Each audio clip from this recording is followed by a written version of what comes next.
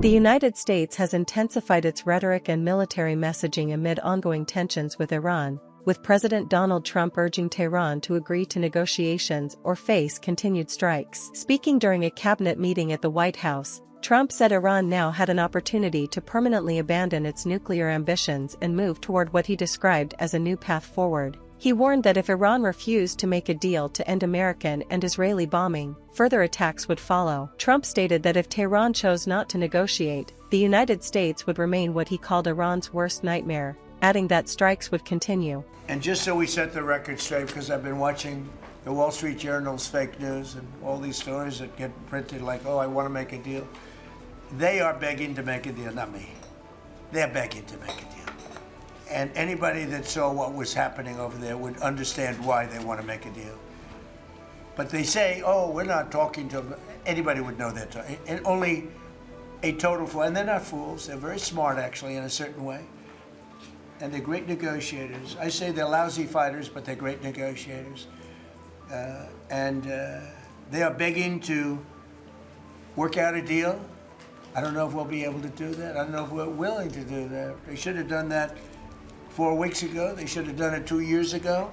During the same meeting, Trump provided an update on U.S. military operations, claiming extensive damage to Iran's military capabilities. He said the United States was crushing Iran's missile and drone stockpiles and destroying its defense industrial base. According to Trump, U.S. forces had completely wiped out Iran's Navy and Air Force and had knocked out 90% of the country's missile launchers. He also claimed that factories manufacturing missiles had been destroyed. Trump further stated that Iran had allowed 10 oil tankers to pass through the strategic Strait of Hormuz as what he described as a present, signaling seriousness about negotiations. He said 8 large oil vessels were permitted to transit earlier in the week, followed by 2 more later. That's why they're talking to us. They wouldn't talk otherwise. But they're talking to us because they've got a disaster in their hands. They're defeated. They can't make a comeback. We're free to roam over their cities and towns and destroy all of their crazy nuclear weapons and missiles and drones that they're building. And we're doing that. They now have a chance to make a deal, but that's up to them. And they'll tell you, we're not negotiating. We will not negotiate. Of course they're negotiating. They've been obliterated. Who wouldn't negotiate? They are begging to make a deal. We'll see if we can make the right deal. And if they make the right deal, then the strait will open up. Hormuz Strait will open up. But they say, oh, we're not talking to them. Anybody would know that. And only hours a week were coming in by water.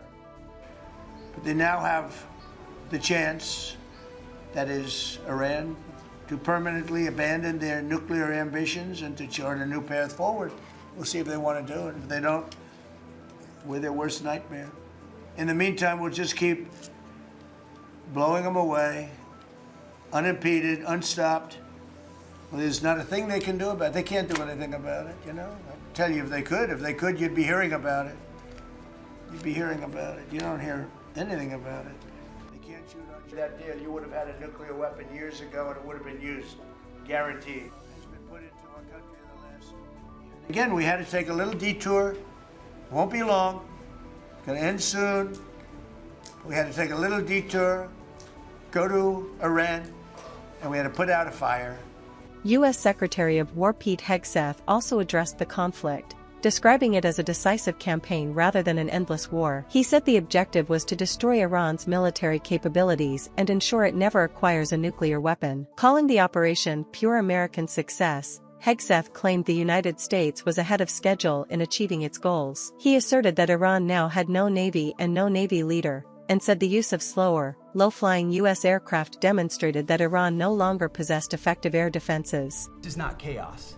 This is success. Pure American success, on plan, and as the president said, ahead of pace. Over 10,000 enemy targets destroyed, over 140, I think now you're right, Mr. President, over 150 naval vessels sunk, underground facilities destroyed, their defense industrial base in shambles, and overnight, not only do they not have a Navy, Mr. President, they no longer have a Navy commander. IRGC's Navy commander was killed overnight in operation. So no Navy leader. Now that here's the thing about the media though, if President Trump had not acted, you'd be screaming, why not?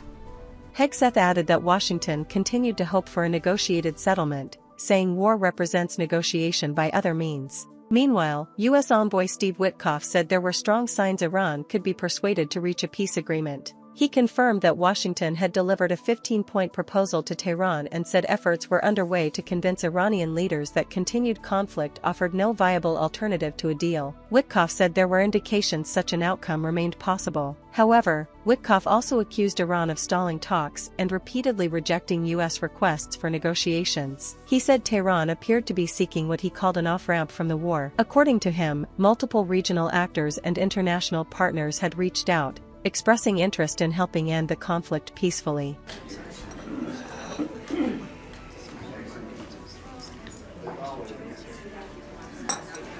Throughout our meetings with the Iranians, we heard the following from them.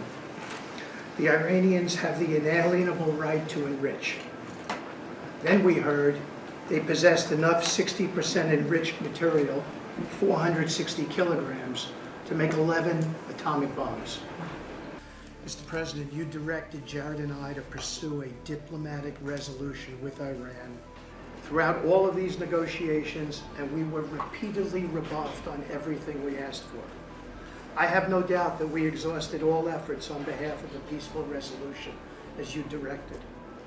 Jared and I both agreed that the Iranians were there to buy time until a weaker president arrived, which we did.